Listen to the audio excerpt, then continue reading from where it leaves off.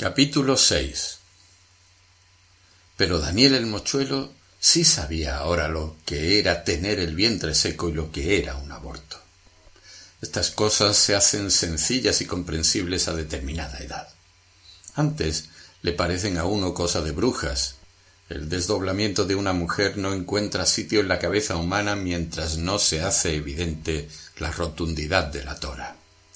Y eso no pasa casi nunca antes de la primera comunión. Los ojos no sirven antes de esa edad para constatar las cosas palmarias y cuya simplicidad más tarde nos abruma. Mas también Germán el Tiñoso, el hijo del zapatero, sabía lo que era un vientre seco y lo que era un aborto. Germán el Tiñoso siempre fue un buen amigo en todas las ocasiones, hasta en las más difíciles. No llegó con Daniel el mochuelo a la misma intimidad que el moñigo, por ejemplo, pero ello no era achacable a él, ni a Daniel el mochuelo, ni a ninguna de las cosas y fenómenos que dependen de nuestra voluntad. Germán el Tiñoso era un muchacho esmirriado, endeble y pálido. Tal vez con un pelo menos negro no se le hubieran notado tanto las calvas, porque Germán tenía las calvas en la cabeza desde muy niño y seguramente por eso le llamaban el Tiñoso, aunque por supuesto las calvas no fueran de tiña propiamente hablando. Su padre, el zapatero, además de tallercito, a mano izquierda de la carretera según se sube, pasado el palacio de don Antonino el marqués, tenía 10 hijos, 6 como Dios manda, desglosados en unidades, y otros 4 en 2 pares. Claro que su mujer era melliza y la madre de su mujer lo había sido, y él tenía una hermana en Cataluña que era melliza también y había alumbrado 3 niños de un solo parto y vino por ello en los periódicos y el gobernador la había socorrido con un donativo. Todo esto era sintomático, sin duda, y nadie apearía al zapatero de su creencia de que estos fenómenos se debían a un vacilo como cualquier otra enfermedad. Andrés el zapatero, visto de frente, podía pasar por padre de familia numerosa. Visto de perfil, imposible. Con motivos sobrados le decían en el pueblo: Andrés, el hombre que de perfil no se le ve. Y esto era casi literalmente cierto de lo escuchimizado y flaco que era.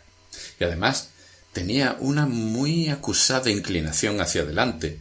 Quién decía que a consecuencia de su trabajo, quién por su afán insaciable por seguir hasta perderlas de vista las pantorrillas de las chicas que desfilaban dentro de su campo visual. Viéndole en esta disposición resultaba menos abstruso, visto de frente o de perfil, que fuera padre de 10 criaturas.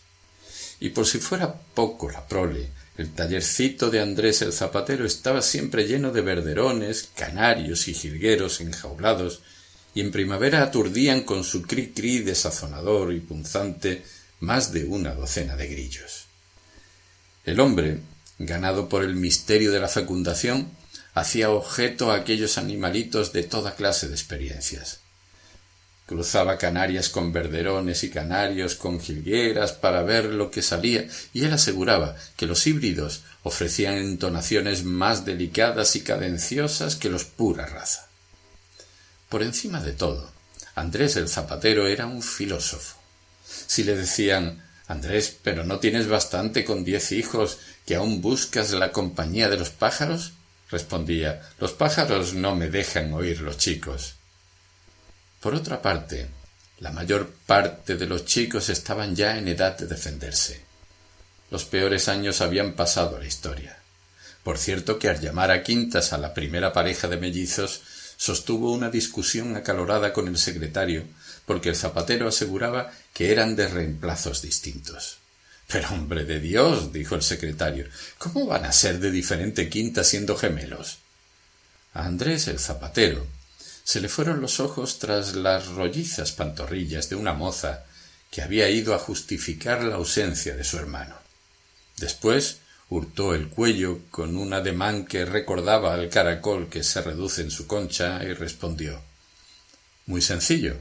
El Andrés nació a las 12 menos 10 del día de San Silvestre. Cuando nació el Mariano ya era año nuevo. Sin embargo, Como ambos estaban inscritos en el registro el 31 de diciembre, Andrés, el hombre que de perfil no se le ve, tuvo que acceder a que se llevaran juntos a los dos chicos. Otro de sus hijos, Tomás, estaba bien colocado en la ciudad en una empresa de autobuses. Otro, el Vizco, le ayudaba en su trabajo. Las demás eran chicas, salvando naturalmente a Germán el Tiñoso, que era el más pequeño. Germán el Tiñoso fue el que dijo de Daniel el Mochuelo el día que éste se presentó en la escuela, que miraba las cosas como si siempre estuviese asustado. Afinando un poco, resultaba ser Germán el Tiñoso quien había bautizado a Daniel, pero éste no le guardaba ningún rencor por ello, antes bien encontró en él, desde el primer día, una leal amistad. Las calvas del Tiñoso no fueron obstáculo para una comprensión. Si es caso, las calvas facilitaron aquella amistad, ya que Daniel el Mochuelo sintió desde el primer instante una vehemente curiosidad por aquellas islitas blancas abiertas en el espeso océano del pelo negro que era la cabeza del Tiñoso. Sin embargo, a pesar de que las calvas del Tiñoso no constituían motivo de preocupación en casa del zapatero ni en su reducido círculo de amigos, la Guindilla Mayor, guiada por su frustrado instinto maternal en el que envolvía a todo el pueblo, decidió intervenir en el asunto, por más que el asunto ni le iba ni le venía. Mas la Guindilla Mayor era muy aficionada a entrometerse donde nadie la llamaba. Entendía que su desmedido interés por el prójimo lo dictaba su ferviente anhelo de caridad, su alto sentido de la fraternidad cristiana, cuando lo cierto era que la Guindilla Mayor utilizaba esta treta para poder husmear en todas partes bajo un rebozo poco convincente de prudencia y discreción. Una tarde, estando Andrés, el hombre que de perfil no se le ve, afanando en su cuchitril, le sorprendió la llegada de doña Lola, la Guindilla. «Zapatero», dijo apenas estuvo ante él, «¿cómo tiene usted al chiquillo con esas calvas?» El zapatero no perdió la compostura ni apartó la vista de su tarea. «Déjele estar, señora», respondió. «A la vuelta de 100 años ni se le notarán las calvas». Los grillos, los verderones y los jilgueros armaban una algarabía espantosa y la Guindilla y el zapatero habían de entenderse a gritos. «Tenga», añadió ella, autoritario, «por las noches le va usted a poner esta pomada». El zapatero alzó la vista hasta ella, cogió el tubo, lo miró y remiró por todas partes y luego se lo devolvió a la Guindilla. «Guárdeselo», dijo, «esto no vale. Al chiquillo le ha pegado las calvas un pájaro». Y continuó trabajando. Aquello podía ser verdad y podía no serlo. Por de pronto Germán el Tiñoso sentía una afición desmesurada por los pájaros.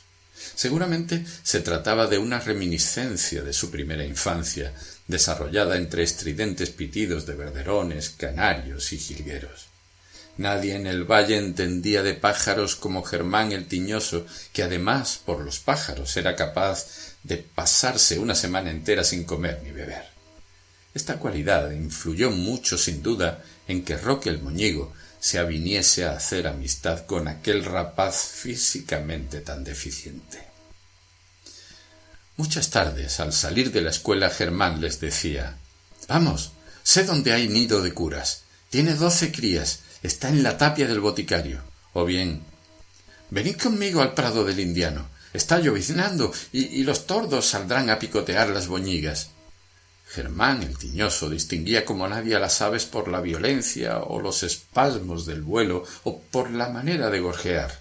Adivinaba sus instintos, conocía con detalle sus costumbres, presentía la influencia de los cambios atmosféricos en ellas y se diría que de haberlo deseado hubiera aprendido a volar. Esto, como puede suponerse, constituía para el mochuelo y el moñigo un don de inapreciable valor. Si iban a pájaros, no podía faltar la compañía de Germán el Tiñoso, como a un cazador que se estime en algo no puede faltarle el perro.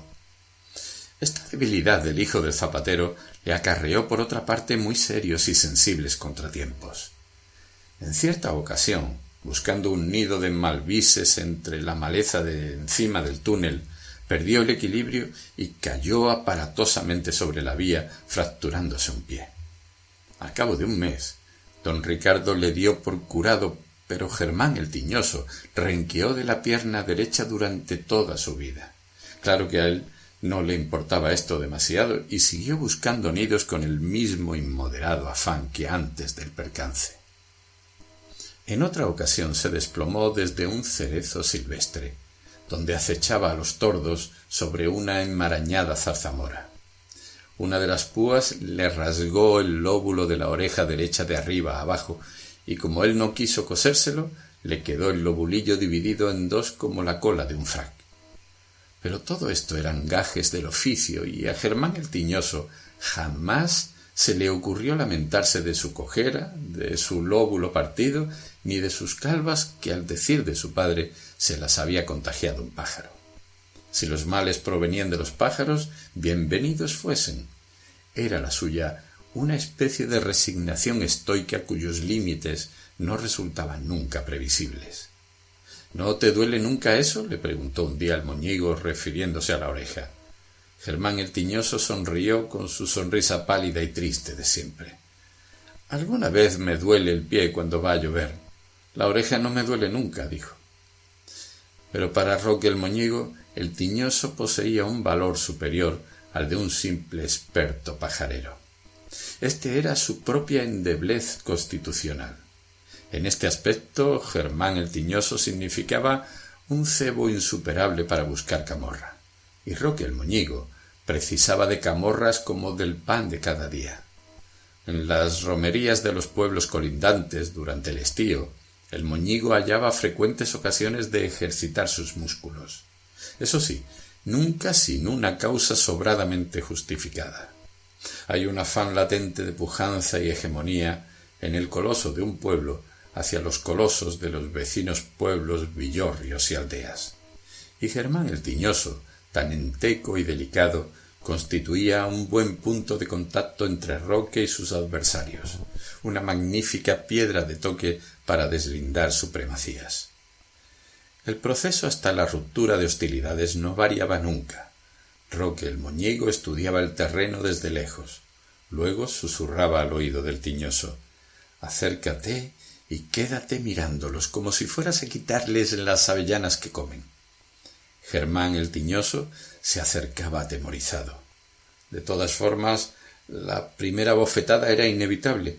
De otro lado, no era cosa de mandar al diablo su buena amistad con el moñigo por un escozor pasajero. Se detenía a 2 metros del grupo y miraba a sus componentes con insistencia. La comunicación no se hacía esperar. «No mires así, pasmado. ¿Es que no te han dado nunca una guarra?» El Tiñoso impertérrito sostenía la mirada sin pestañear y sin cambiar de postura, aunque las piernas le temblaban un poco. Sabía que Daniel el mochuelo y Roque el moñigo acechaban tras el estrado de la música. El coloso del grupo enemigo insistía: «¿Oíste, mierdica? Te largas de ahí o te abro el alma en canal». Germán el Tiñoso hacía como si no oyera, los 2 ojos como 2 faros, centrados en el paquete de avellanas, inmóvil y sin pronunciar palabra. En el fondo, consideraba ya el lugar del presunto impacto y si la hierba que pisaba estaría lo suficientemente mullida para paliar el golpe. El gallito adversario perdía la paciencia. «Toma, fisgón, para que aprendas». Era una cosa inexplicable, pero siempre en casos semejantes, Germán el Tiñoso sentía antes la consoladora presencia del moñigo a su espalda que el escozor del cachete. Su consoladora presencia y su voz próxima, caliente y protectora. «Pegaste a mi amigo, ¿verdad?», le añadía mirando compasivamente a Germán. «¿Le dijiste tú algo, Tiñoso?» «No abrí la boca. Me pegó porque lo miraba». La pelea ya estaba hecha y el moñigo llevaba además la razón en cuanto que el otro había golpeado a su amigo solo por mirarle, es decir, según las elementales normas del honor de los rapaces, sin motivo suficiente y justificado.